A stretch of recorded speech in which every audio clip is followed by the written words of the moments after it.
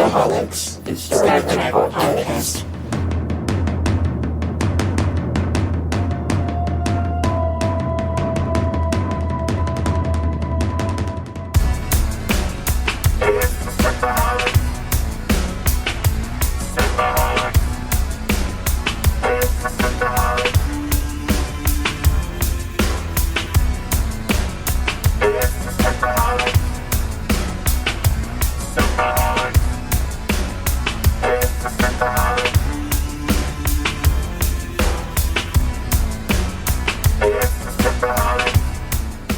Welcome to Sithaholics. Thank you so much for downloading this episode. Today we are doing a full Star Trek Picard look back. We have myself, Aaron O'Brien. We have David Duncan. And the Cacaw Master. And we have a returning guest, Lloyd Evans from the John Cedars channel and the Random Cedars channel. Welcome, Greetings. Lloyd. Live long and prosper. I can't believe you guys had me back. I must have done something right. Welcome. Yeah, it was a great episode. I'm sad I missed it. Yeah, it was. We have, for time zones, we have to change things around a little bit, but than we normally record. But I just woke up. Yeah, I know. Dave works some crazy hours, but with this COVID-19 lockdown stuff, we're all messed, so it doesn't matter. It's like when we sleep when we sleep. It's a different reality now, isn't it? It's like we're in some kind of strange holodeck program at the moment, and we're all just kind of trying to cope through it. We're living. I feel like we're in the Twilight Zone. In the scary door. Yeah, exactly. Futurama's version of the Twilight Zone. The scary door. Oh, yeah. Or Black Mirror, for that matter. So we're going to go, we're going to do, as Dave said before we started recording, this is a post-mortem, just kind of talking about Star Trek Picard, our thoughts and feelings about this. We're not going to do anything particular. We're just going to bring out points and try to have a nice, lively discussion. We are going to go into full spoilers. So if you haven't seen Picard, we're so sorry. You should probably just sign up for CBS All Access. Is it still free? At the beginning of coronavirus, Patrick Stewart was like, Picard is free. I think it is free. I think, or at least you get like a free month or something like that, or something like that. So I think you can just binge the whole thing. And then, I watched it on Amazon Prime over here in Europe. So yeah. So you guys get to do something a little different than us. Jeff Bezos Prime, sweet. Is he like young and shirtless and running fast and all virile? You would think so. Yeah. Anyways, all right. Well, let's get started with this. So, full spoilers. Lloyd, just since you are a guest, I'd like to hear what you think. I heard your Random Cedars, your YouTube, when you talked about Picard and your thoughts of it. You generally favor it, but you did have a couple small issues with it, and just wonder how your feelings as now that you've digested everything. Look, I try to take most science fiction with a huge dollop of salt. It's all unbelievable to begin with. I mean, let's face it, just hopping around planets like it's nothing completely defies relativity anyway. So there's, and not to mention transporters, so there's so much of it that is, frankly, according to our understanding of physics, impossible. That's why we just need a Heisenberg compensator. just go along with it and just try to enjoy it. And I'm in this weird situation where, look, I'm a sci-fi fan, but if you ask me to be in a room with sci-fi fans, I would find that a terrifying prospect. It's a little bit like... Guess what? I'm sorry you're stuck on a podcast with me, Lloyd. It's a little bit like being an ex-Jehovah's Witness. I'm not... I mean, I've had lots of good experiences being at meetups with ex-Jehovah's Witnesses, but for the most part, if you said to me, right, you're going to spend the day with ex-Jehovah's Witnesses, I'd be quite anxious because I'd think, well... ex-witnesses can be a messed up bunch, quite frankly. And it's a little bit like that with sci-fi nerds in that I'm a little bit intimidated by them, even though I am one, because I think that they can be perfectionists.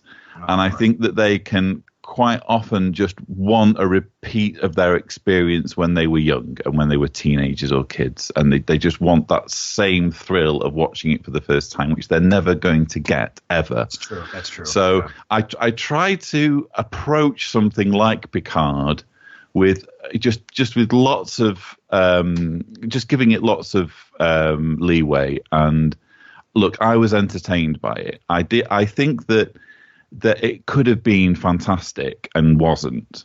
And it frustrates me as a Star Trek fan that they got so close to it being fantastic and set themselves up perfectly for it to be fantastic and missed with some very fundamental bad plot choices.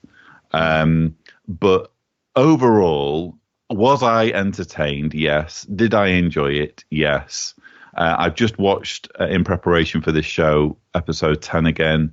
The same things were niggling at me, but overall, I found it interesting and engaging. And I love anything that transports me into a different reality, which I think is what sci-fi is all about. It's about showing you how things could be different and broadening your horizon. So that's kind of where I'm coming from. Right. Okay. I mean, I agree with you on a lot of that aspect, and I don't think you're wrong for how you're feeling. The sci-fi fans things, I think they're like anybody. It's like some people are going to be sticklers on stupid stuff and get caught up in the weeds on every little minutia, and other people are be like, well, it kept the spirit alive or had the same idea. But I think this takes a huge departure from what we saw from Picard before. And I don't have a huge problem with that. I was telling another podcaster some time ago, I feel like this is sort of like Wrath of Khan, but Picard style. He's looking back at his life. He's seeing all the mistakes he had made throughout time and all the emotional baggage that he's accumulated. And he's trying to basically try to figure it out and try to sort out what's real and what he should pay attention to and what he let go and what he shouldn't have let go. All those things. But he accumulated all of his baggage in that 20-year gap where we haven't seen him. he made a lot of mistakes. As soon as the camera went off of him, he couldn't stop making mistakes. Yeah.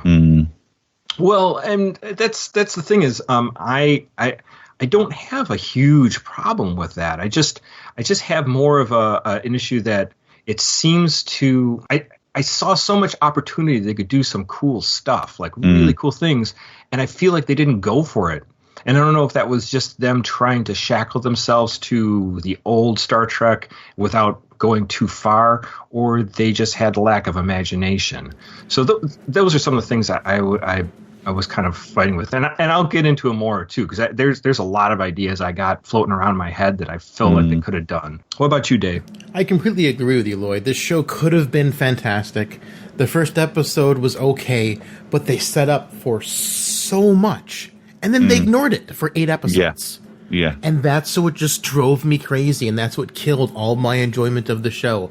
Because if they would have focused on a couple of the things they brought up in the first episode at all, that's like a 30-episode season worth of material to focus on. And instead, most of the show is like RPG side quests that are inconsequential to the overall story. And that's what just drove me crazy about the show. I'm just watching someone play side quests on like Assassin's Creed Odyssey. Nothing's happening.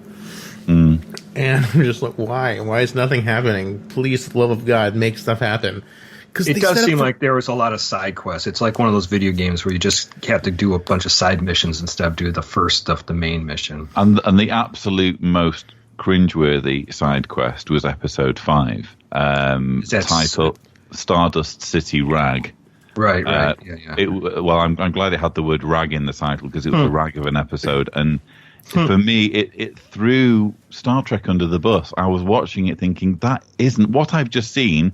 Could have passed as a Quentin Tarantino film, but it sure as hell wasn't Star Trek, And I was quite annoyed about it. Unfortunately, they sort of kind of steered it back onto an even keel in the very next episode. But when you immediately have someone ripping someone's eyeball out, it's like, whoa, hold on a minute. You know, where did Star Trek become about this? You know, so Star Trek can do anything but a boob.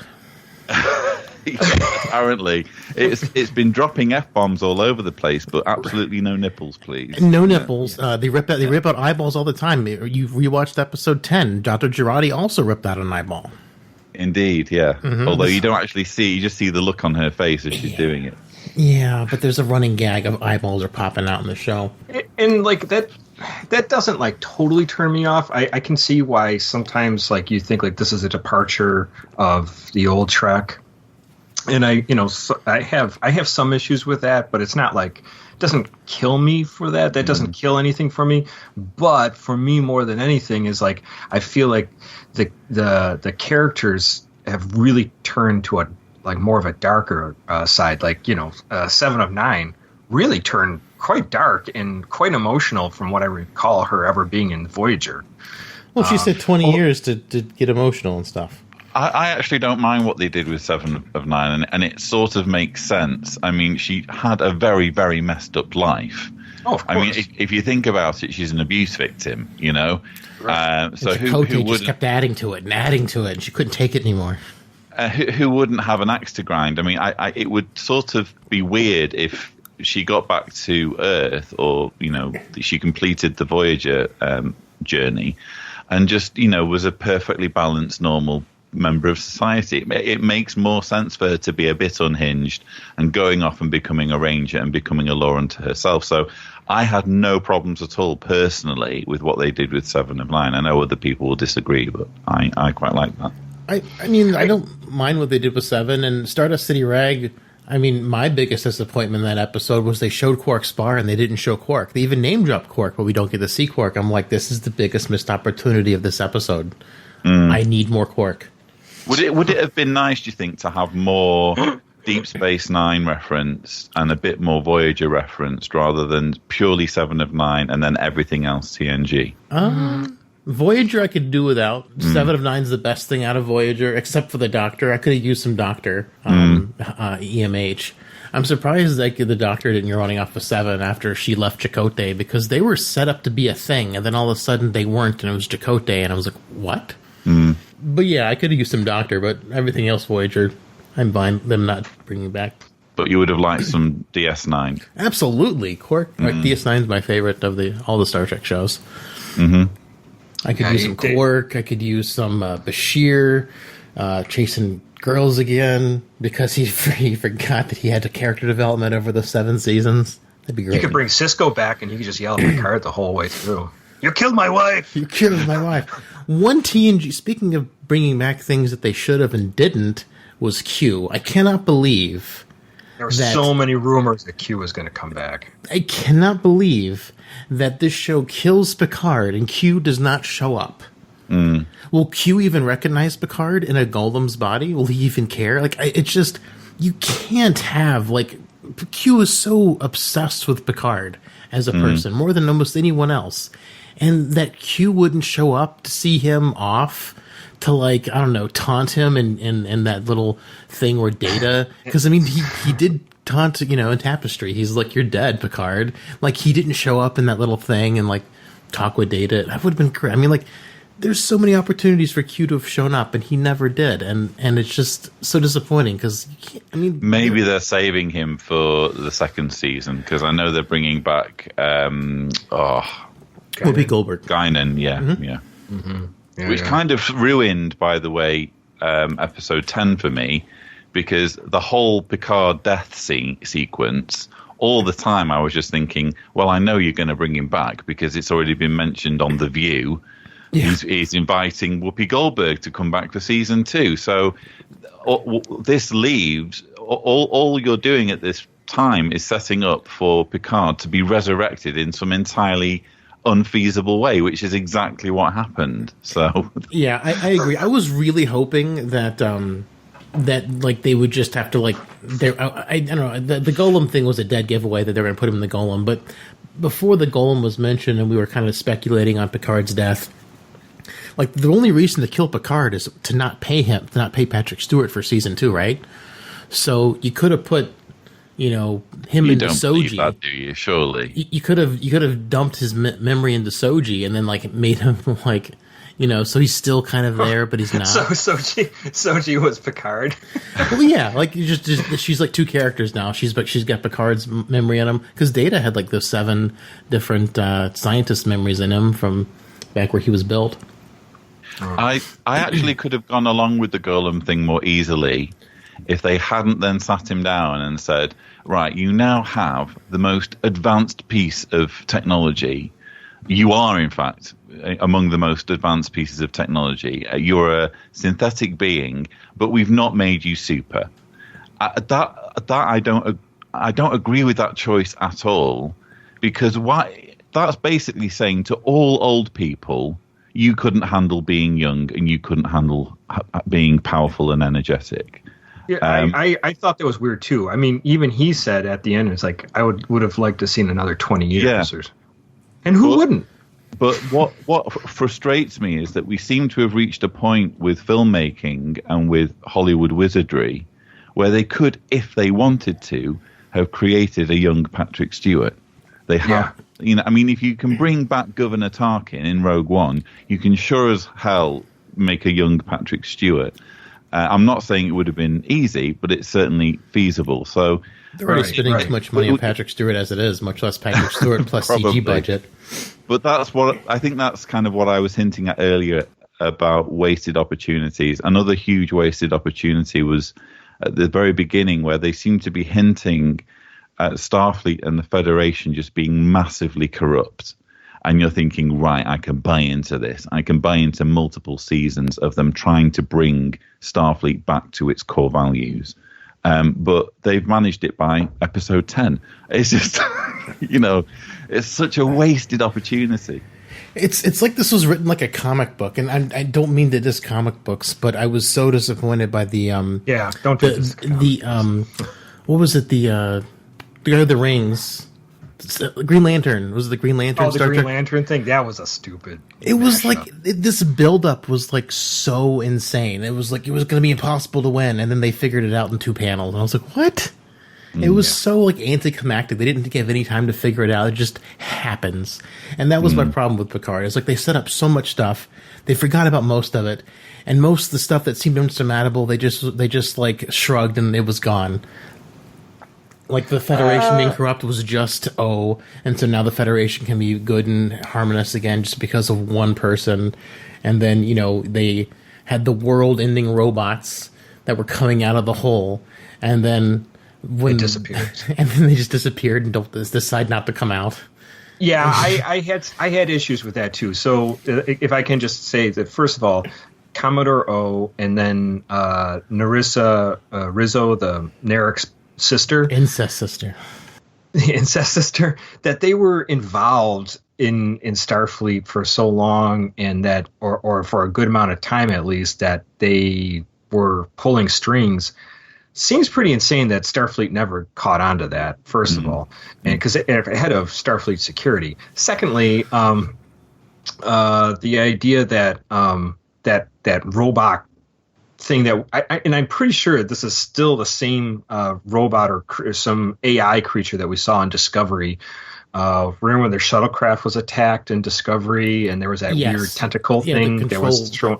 It looks exactly like that, pretty much. It's got to be the same darn thing that they're talking about or showing. That they open the door and they're like, nope, shut the door. Like it doesn't know where it's calling that was being called. Like it can't figure that out. They established these as the most advanced intelligence robots that have been alive for hundreds and hundreds of thousands of years, and they need the less advanced ones to keep the door open before they can come out. Is laughably bad, but. Aaron, the thing that Rizzo and O can ruin the Federation by themselves, well, Discovery set up that everyone in the Federations are fucking idiots. Because you need someone from the mirror universe to fight your battles for you because they don't know how to fight. And they're stupid and incompetent. Or they don't have teeth because they live in such a utopic world. No, they did have someone. They had Captain Pike, but he was off on holiday or something with the Enterprise because they didn't need the Enterprise or something. He was on King on War. He was on Ryza drinking a daiquiri. Plowing some Orions. Yeah. But there's Kirk. Kirk had lots of smarts. Riker had lots of smarts. It's like in the original canon, there's all sorts of captains that have these tactics and they have these moves named after them, like the Riker maneuver and the Picard maneuver. And Kirk is a brilliant tactician. He's like fighting the Romulans with a cloaking device, and no one's done that before. The Romulan thinks the guy's in his head. I mean, we've got brilliant tacticians in the Federation, and Discovery's setting up like we need evil people to fight for us because we're too stupid and too nice, and it just makes me so angry. Well, I agree. I think Discovery has its flaws for sure. My issue more is that they're showing that control or whatever that tentacle being coming out, and like I said, when in episode 10 when that does show up, I kind of feel like they should have never opened the door. Like Soji should have just been absolutely. Like, yeah, you're right, Picard.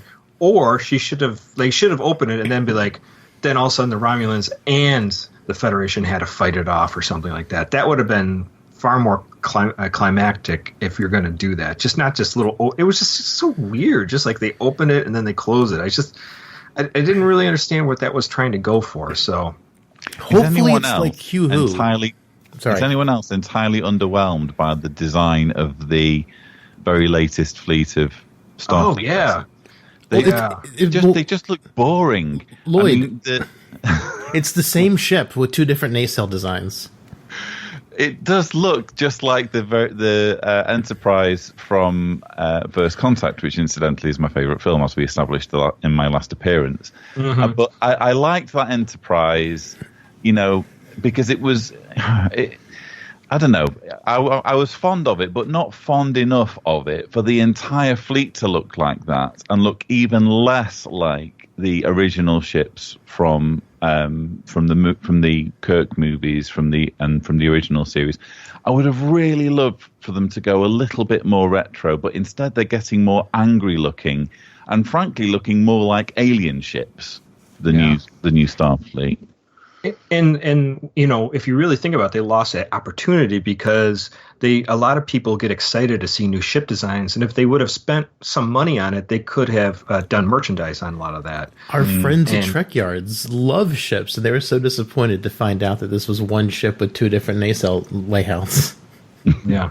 No, I agree. I think it was kind of lazy on their part. The Romulan ships were boring and lazy too. They didn't look nothing like Romulan ships. The original Romulan ship was iconic. The Dideridax, which we got to see in Picard, it must be said. Yes. We got to see. Yeah. It was great seeing that back. But then the new ships look like Cylon ships from Battlestar Galactica. Yeah, okay, so I would like to just talk about one thing particularly is that the idea of, and I think we touched on it for a second. I think Lloyd was talking about it. I think was about the synths and obviously the idea that they are now a sentient race. Now they're no longer it's no longer just data, right? And that we have now this brand new race, and obviously we're going to see more of it. There's obviously a lot of thoughts about that being a callback of how we treat people today. Obviously, because if you go back to Measure of a Man, which is like Picard basically is like, we're going to turn into these people into a race of slaves. And so we need to not use them as property. And then they did, and they never explained that. And then they did. The only thing I could possibly think is maybe that was overturned in some like bigger court ruling someplace else. If they would have just mentioned that, they could have mentioned that in the line. And I'm like, okay, but there was no mention. They're just like, all of a sudden they're slaves, and the show leans heavy on Measure of a Man, but it also seems to ignore it just as equally as it's leaning on it. Well, they use Bruce Maddox from Measure of a Man, so that's the other one. But I mean, that's a great episode. I mean, it's just like literally classic Trek. I mean, that's like one of the better TNG episodes, period. And I feel like they kind of like walked away from the decision. And when we see Mars and just before the Mars attacks, we just have a bunch of synthetic. Yes, synthetic creatures that don't really have any agency or anything, and they're just kind of just like drones of some sort. So, And they like, don't what is know that what brown about? and sticky is. Yeah, I know. So, The answer is I don't poop. know.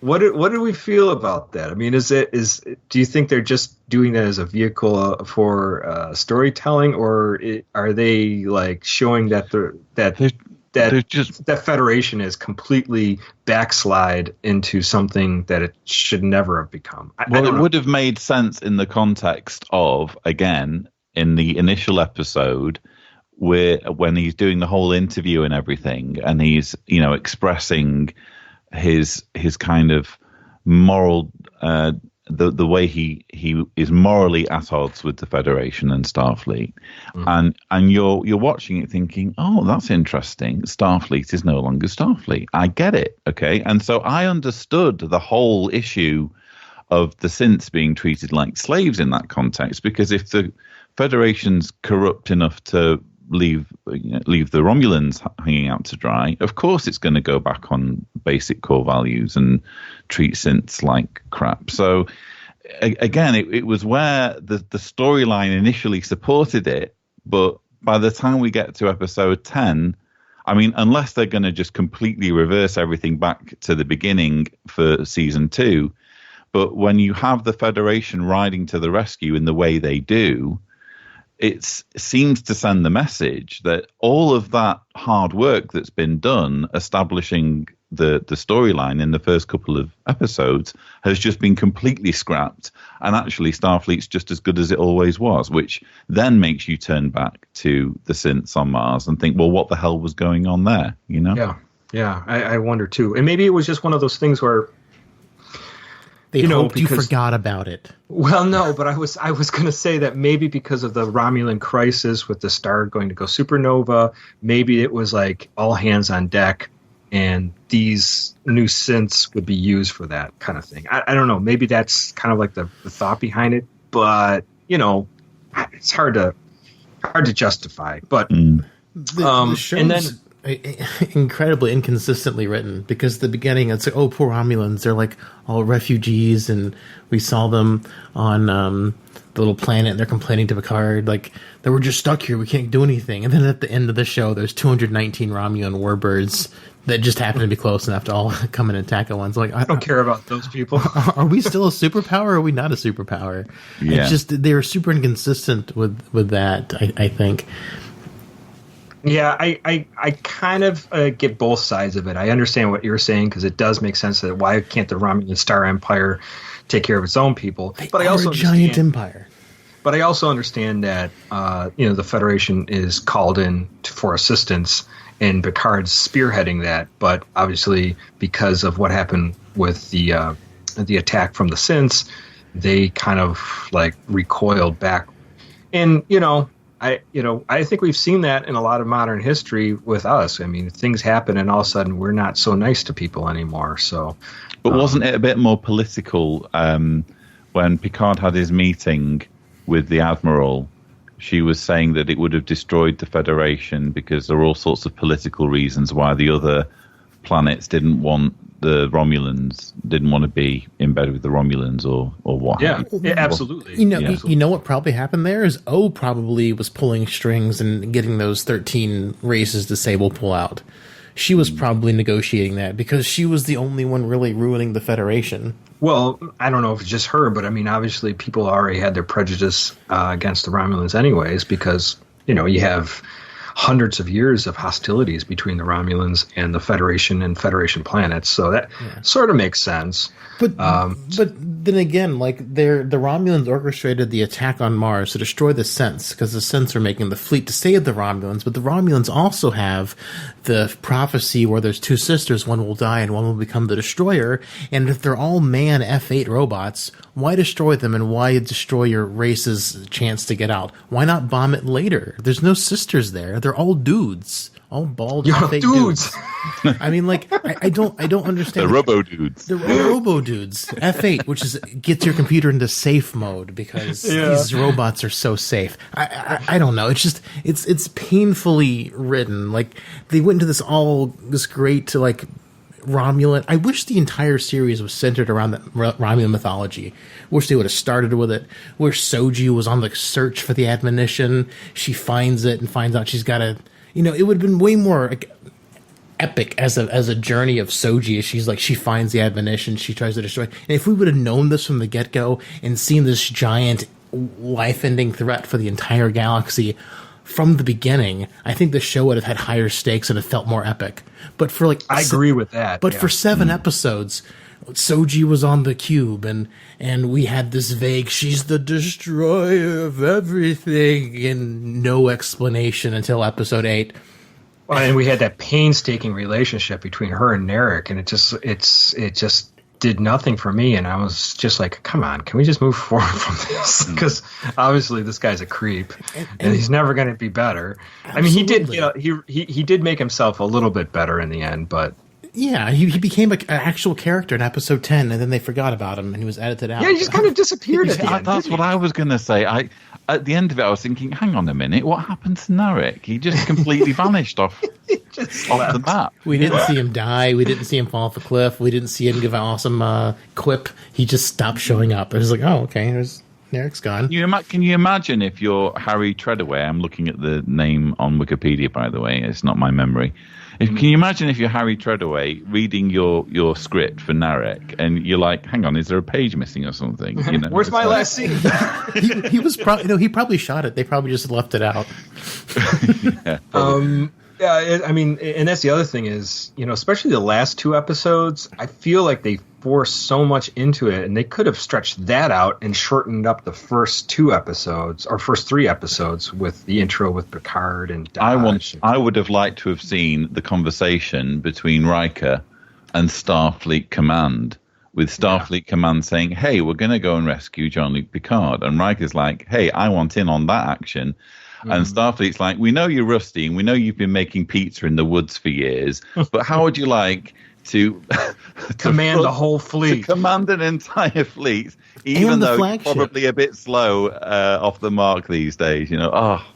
I understand why they did it, just because he's a familiar face, and people be like, yeah, Picard's back, or Riker's back, and, it makes people feel happy, but Worf would have made more sense, because Worf would still be in active duty, or someone, Geordi, someone like the fact that we imagine Worf with a massive white beard, looking really ferocious. That would have been pretty awesome to see, I think, in the captain's chair with some Takuvma makeup on, so we couldn't recognize him. The other thing is, I think that when this show began, the first 2 episodes, I really got the strong feeling. I alluded to this when we were recapping all the shows and reviewing all the shows, Dave, was that I felt like they were going to marry the synths with the Borg, and that I felt that maybe Soji or Daj were some kind of amalgamation of a Borg queen and the synths. Well, and I thought this would be... But this is what because when Data's playing cards at the very beginning with Picard on the Enterprise D, he holds out his cards, and they're all Queen of Hearts, and I'm like, what does that mean? What is that supposed to? It's got to be a meaning for something, right? It means nothing.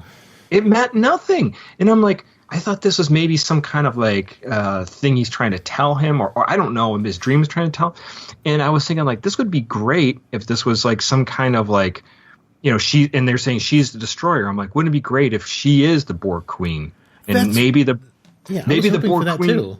Yeah, maybe the Borg's because she's been exposed to humans and the Federation. Maybe she would become hey, let's all work together, Borg and Federation, and then there's a truce between the Borg, and because we don't know where the Borg left off after all this, other than they're still putzing around the Delta Quadrant. Yeah, other than last time Janeway. The Janeway's last interaction with the Borg. But we now know how to bring down a Borg cube, give them all a psychotic dream.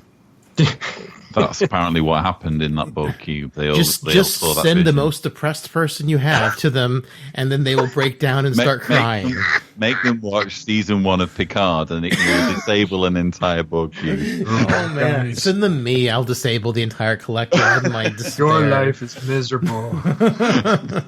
My Star Trek despair will bring down the entire collective. Send him Marvin, the paranoid android or robot from Hitchhiker's Guide. The depressed robot. Yeah, that's good. Depressed robot. Yeah. I really thought that was going to be like where they're going to go with this, because I thought like this would change everything if they married those two ideas together. So many missed opportunities. There was an interesting moment, though, wasn't there, where I thought it was quite clever, because let's find some positives here, chaps. I quite liked it when Seven flirted with the idea of becoming, and briefly did become, her own Borg queen. I quite enjoyed that. When she starts driving the cube? Yeah. That's kick-ass. Exactly, yeah. Yeah, that's awesome. And it was too short because it was brought down by flowers 5 seconds later. Yeah.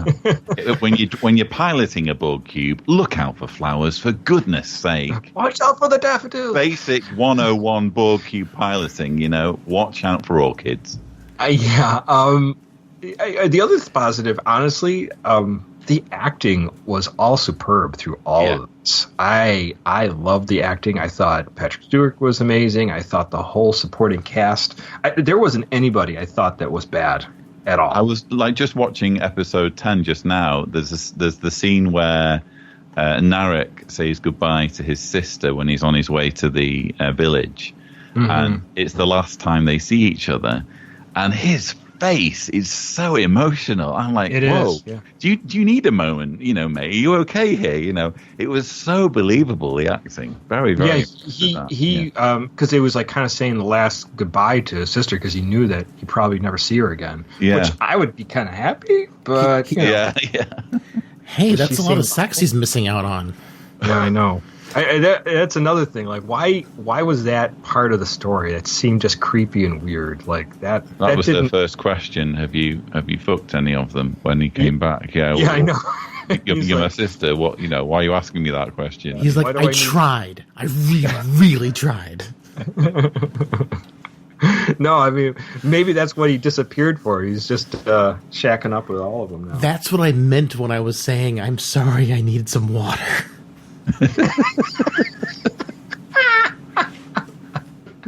He was trying real hard to get that lady to give him some quote-unquote water. Yeah, so I kind of felt like they did miss some opportunities for like a really incredible storytelling. Yes. I think they were like on the road to it. And the other thing is too, tell me if you feel the same way as I do, is like they're like mining everything from the past, and it doesn't seem like they're moving so much into the future. Like they're taking synths, Bruce Maddox, the Romulans, the Borg, and they tied them into a really interesting story altogether. But which again was why I was excited at the prospect of Starfleet being corrupt, because I thought, here's a new direction for us to go in. That's been the untouchable territory throughout all of Star Trek. No one ever questions that ultimately, even though they cock up every now and then, ultimately Starfleet is pure, and its morals and its values are all, intact. So that was, for me, an exciting new direction to take Star Trek in, is, Starfleet's lost its way. How do we drag them back to their core values? That would have been a fantastic story to tell, Yeah. It would have been fantastic. It would have been nice to see it like slowly progress. Or just Picard reform them. But it just seems like Picard just kind of goes off, becomes like a complete rebel, and does his own thing, which is cool in its own right. But I mean, he doesn't come back to Starfleet and give a speech and saying like, you assholes, you've been messing things up for too long, Were you, like me, less than impressed with Picard's inconsistent morality? Oh yeah, because Elrond chops a guy's head off, and all he gets is just a dressing down on the transporter pad. Don't do that again. Oh, okay. Right. Whereas, obviously, what's her name? Dr. Jurati, is it? Jurati. Yeah. Jurati. kills Maddox, and it's like, right, we're taking you to the nearest deep space station for formal processing and criminal charge. It's like, whoa, hang on a minute. You're letting Elrond swing his samurai sword at pretty much anyone who pisses you off, but Jurati kills one person, and it's to the police station. It just didn't make any sense. That Elmo isn't a Federation citizen. Elmo. Sorry, did I say Elmo? I was getting too excited. No, I said Elmo. Elmo. I called him Elmo once on the. It would have been interesting to see Elmo make an appearance in Picard. That would be. It would have certainly softened the whole Tarantino episode. How many heads can I chop off? 1, 2, 3, 4, 5. 5 heads. I cut off.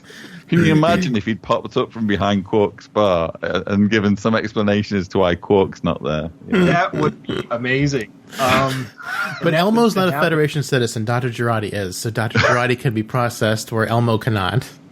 Elmo's also a puppet. It was inconsistent, wasn't it? I mean, come on. I mean, it's logistics. I mean, he maybe hold him for a prisoner of war, but he's not going to do that to his ward that he just acquired. Whereas Dr. Jurati is, I don't know. Well, but then Dr. Jurati at the very end of the 10th episode, she's standing on the bridge and kissing Rios. Yeah. Kissing Rios is like, Rios, she killed her last boyfriend. Well, that's what I was saying all throughout. Like, Rios, get away from her. She's going to kill you. I love Rios, and I love all his holograms. Oh, do you really? Because that's one. I was thinking about that today, and I was thinking, do you not think it's a little bit lazy?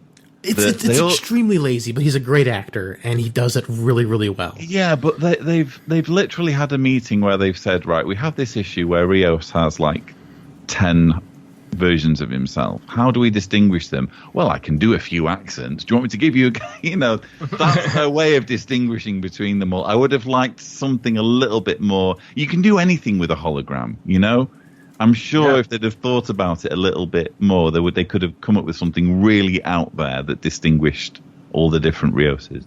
This guy wears a giant middle finger on his shirt. The other guy wears a giant duck on his shirt.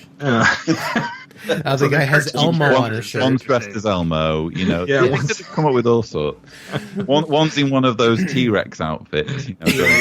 Yes. That would be awesome. I would love that. The engineer is in the T-Rex outfit, because of course he's a Scottish T-Rex. Okay, but what about the imagination machine? And do they keep the imagination machine at the end of this? They have it. Well, you mean the one that fixes absolutely everything? And then makes like 20 versions of them? Like that at all. That was just a massive cop-out, wasn't it?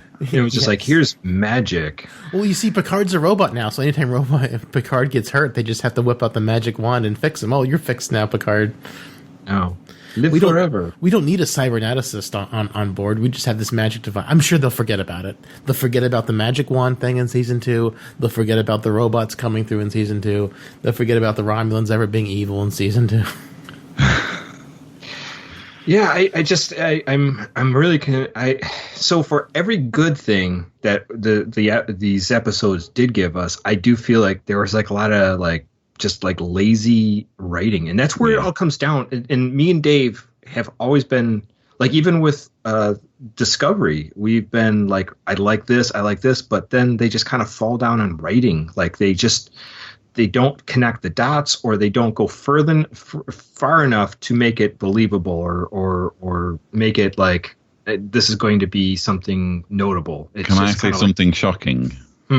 I quite like Discovery.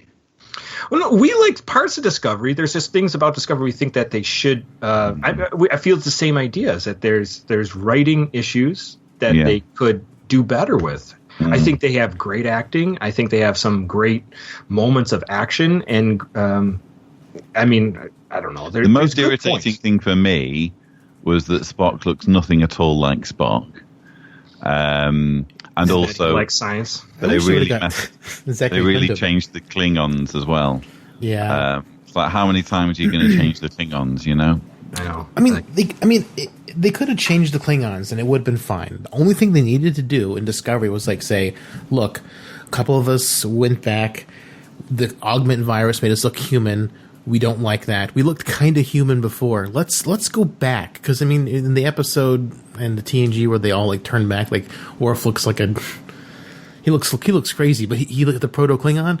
The Discovery Klingons look more like Proto-Klingons than they do like regular ones. So they kind of dialed back the evolutionary line to get them looking more Klingon instead of more human. And that would have been fine. That way we could have had the human-looking ones. We could have had the normal-looking ones who weren't affected by the Klingon augment virus. And then we had the hyper-Klingons. They could have said that. And if they would have showed all three Klingons on screen at the same time, I would never have had an issue with it. But they were just so gung-ho about all of them looking like the Proto-Klingons, and they never mentioned it in canon. And Glenn Hetrick, the makeup guy, was like, oh yeah, there's all sorts of canon reasons it's going to be in the show, and they were never in the show. It was interesting as well that they had the Star Wars holograms. And did they change that in the second season because of pushback from fans? Because Pike says, I'm not having those things on my ship, let's just do it. I think he said, you wanted to pull them out for some reason because they were interfering with something. Yes, it was a throwaway line to try to make all the new stuff they put in line up with canon and TOS. Which I don't, honestly, the change in technology and some of the looks, that doesn't totally turn me off. I don't mind that because, to be honest, they were dealing with such a low budget in the original series. I mean, you just simply could not have had the original Enterprise show up. It just would have looked really, really strange. So they had to exercise some sort of artistic license in making things new and making things believable as being in the future, in the 21st century. Oh, I mean, honestly, but there were just one or two decisions they made that confused me. I mean, I agree with that, but honestly, all they needed to do was put on a really high-res texture. They could have left the outside the same, because, I mean, the design is fine. All you need to do is add texture with detail, because before the Enterprise never had detail. It was just like a flat color with a couple lights. I'm talking about the interior set. Oh, the interior sets were really, really bare, weren't they? You know? Oh, yeah. I mean, you can change the interiors all you want. I don't care. I mean, most of my grievances with Discovery and Picard is just their writing is like inconsistent, and they don't take proper time to build things. The pacing is off. And but isn't that strange when they have such massive budgets? I mean, you know, we're all not being paid to analyze the storyline, and yet we're coming up with fairly glaring errors in the plots for Discovery and Picard. You wonder why they can't reach these conclusions themselves when they're literally being paid to do this stuff. But the thing is, they think they're geniuses, and they think they've written the best Star Trek ever, and they're kind of like Trump in the way that you can't question me. You can't question me because we're the best. We're the best that's ever been.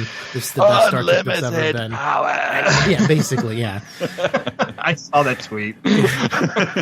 I think they just think they're perfect, and they're not questioning things. And every season of Star Trek on CBS All Access has a problem with is that the plot development is slow for the first 3/4 of the season.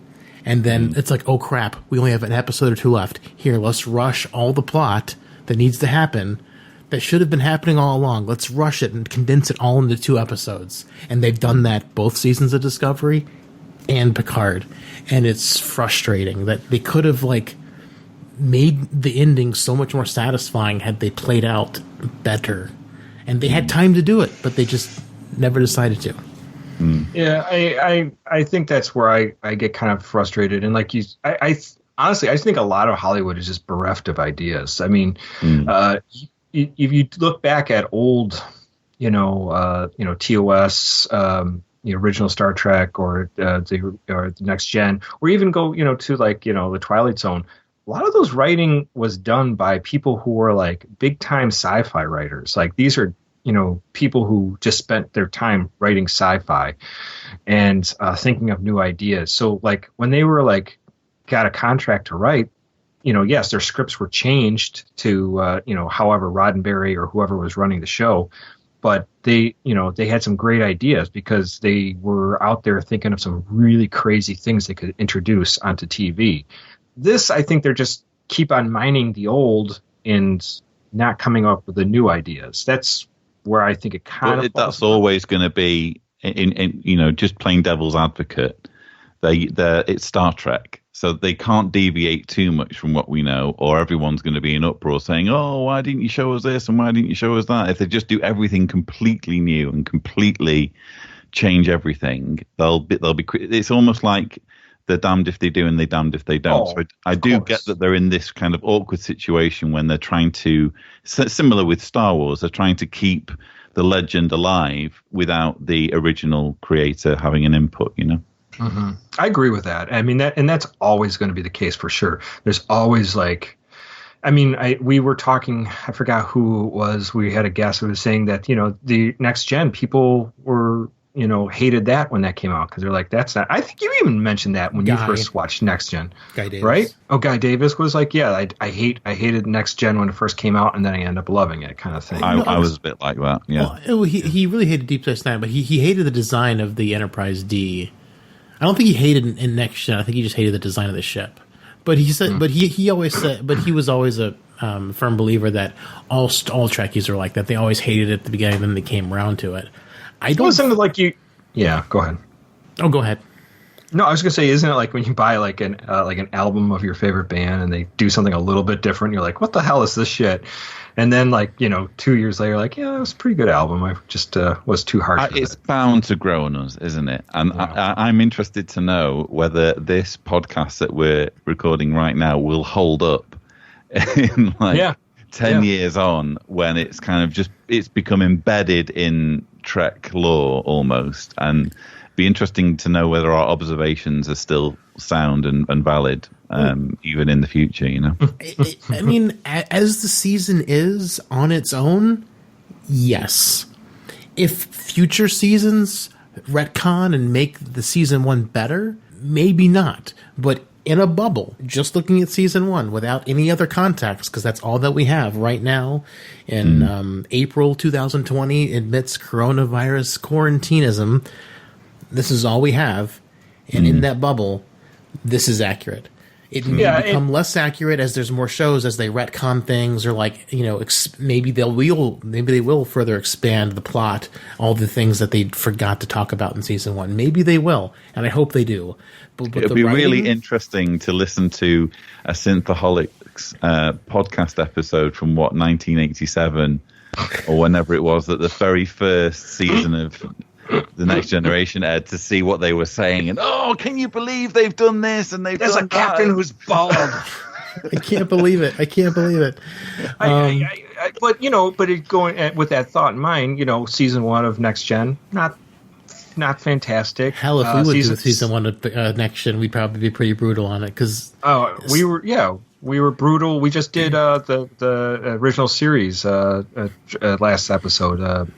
Gamesters of Triskelion, and we were pretty brutal on that episode too. Yeah. So I mean, and I got a lot of love for original series, but still, it's a pretty bad episode. I mean, like, I think we're fair. Like, if we love it, we will say we love it. If it's a guilty pleasure, we'll say it's a guilty pleasure. Like, for me, if Wishes Were Horses, that is a freaking terrible episode, but it is a guilty pleasure of mine. It's so bad, it's good. O'Brien seeing Rumpelstiltskin, I'm like, it's just like, oh, this is so racist. It's great. So let's do just because we're going to wrap things up here soon. Let's do just quick predictions. Where is Star Trek Picard going for season 2 and beyond that?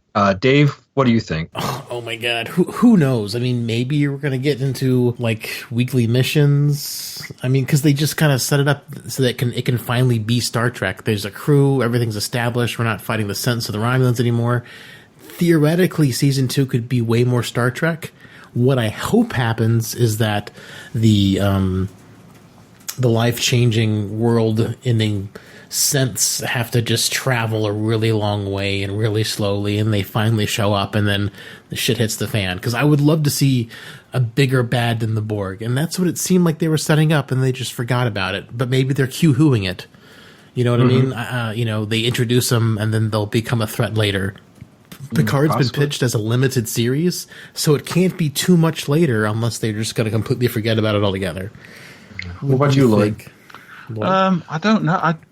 I just can't believe that. I still can't believe they've jettisoned the corrupt Starfleet thing so quickly, unless they're going to revisit that and they come up with some explanation as to why Starfleet came to Picard's rescue and it was just a one-off, but there are still problems that need to be addressed. Because if you think about it, this ship with this, let's face it, a good crew with some interesting characters is frankly irrelevant if it's not carrying out the Starfleet mission, if it's not a Starfleet ship. So where does it fit in this galaxy, in this universe where Starfleet has the monopoly on the whole exploring thing? So I just hope, I kind of hope they somehow find a way of going back to Starfleet is corrupt, but we'll have to wait and see.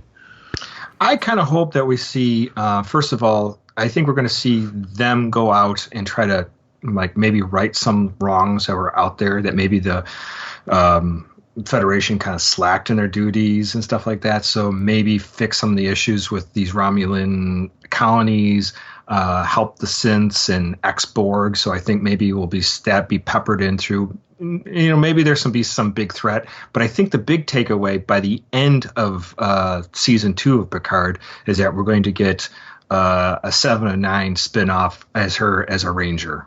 And maybe utilizing part of that crew if that all works out. Her, Raffi, and Elmo.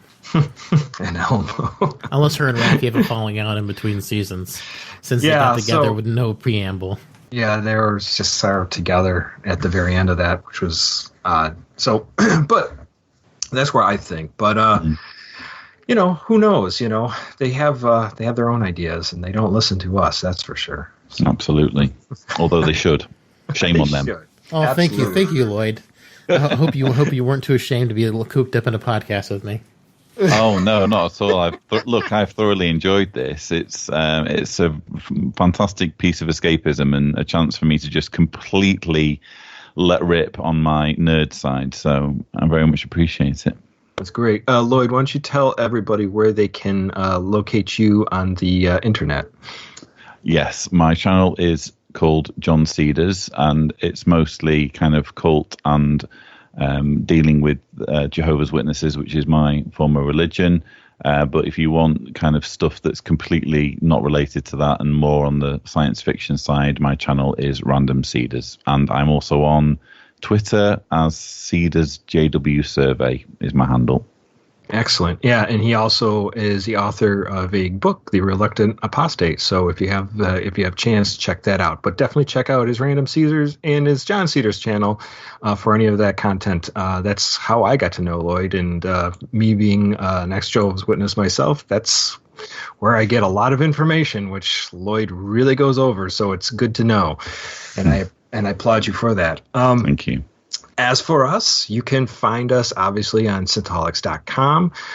You can join us on Facebook, our Facebook group at Facebook.com/groups/synthaholics. You join us there, and lots of discussion and silly memes going on all the time there. You can tweet at us at Synthaholic Duo and let us know what you think about Picard in this end of season 1.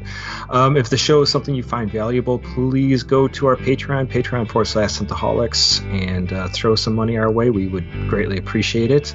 And a great way to support the show, as always, is share it with your friends on social media, or just tell your roommates, your classmates, your significant other that about the show, the podcast you discovered. So if you're in a lockdown situation, and let's say you're living in an apartment block, go to your window or your balcony and shout out at the top of your lungs, listen to Synthaholics. I think that's the least you could do, quite frankly, if you want to support this show. That is the least you could possibly do. Exactly. Absolutely. Maybe someone in your neighborhood will hear you. It may not work very good if you live in the country, but also you can find our stuff on the Geekiverse. Anyway, there may be like a hermit like Jonathan Frakes living out in the woods. He's making pizza in the woods. Yeah, I'll try them. Bunny corn pizza. All right. Well, Lloyd, as always, thank you so much for joining. Hopefully we'll have you again. We'll talk some more Star Trek or something else fun, and we can get your geek on once again. I absolutely can't wait. Thoroughly enjoyed it. Awesome. Well, as always, everyone, stay healthy, stay safe, and live long and prosper, one and all. Well, McCoy, my boy, come mix me a drink. Before the night's over, I'll puke in the sink, and we'll cry till we laugh, and we'll both shit our pants. You're the best drinking friend I ever had. May the Elmo be with you. Always. La la la la la la la. I killed it. It's Elmo time. That's what you should say when he starts cutting people's heads off. It's Elmo time. It should be like him wielding a sword would be amazing. Oh man, it's great stuff. Well, it's late over there. Time. It's late over there, Lloyd. So I'll let you take off because I know you got other things. Sure. Yeah, but this is always the best time if you want to have me on again. But I've really, really enjoyed it. So thanks for having me on. Awesome. Well, stay healthy, man. Yeah, Will do. thanks You for too. coming on. It was fun. Thanks, Okay. Dave. Cheers. Cheers. Bye. So, buddy. Hi. So we're just gonna do. I'm not gonna really follow any real. Post-mortem. Yeah, just a post-mortem. We're not gonna go any run through any narrative of any of the things. Let's just talk about what we liked, what we thought was concerning, and then All of it. Well, Dave's a little harsh on this, so Dave sounds like he. Picard got should have been issues. called missed opportunities. So, so that's just the plan. Lloyd will try to keep it within an hour or so. So, Okay. Because I know it's late there, but Right, I don't start know what muting me. I don't know what your I don't know what your schedule's like, but I don't want to take too much of your time. An hour would be good. Yeah, that'd be fine. Yeah. Anything you want to bring up particularly, Lloyd? No, I've just rewatched episode 10 just so it's all fresh in my mind, and I'm happy to just have a casual conversation about the series. Yeah. Cool. Dave, anything that you want to bring up? No, I mean, other than your grievances. Well, You need more than an hour, probably, would you, Dave? He does. He needs to I have He's to. gonna write a whole- I need at least as many minutes as there are minutes of the show. he's going to write a thesis on this. So he's got his My doctorate. college professor would probably just be like, "I can't finish reading this. It's too long." Dave, do you want me to record this? I'll start a new file.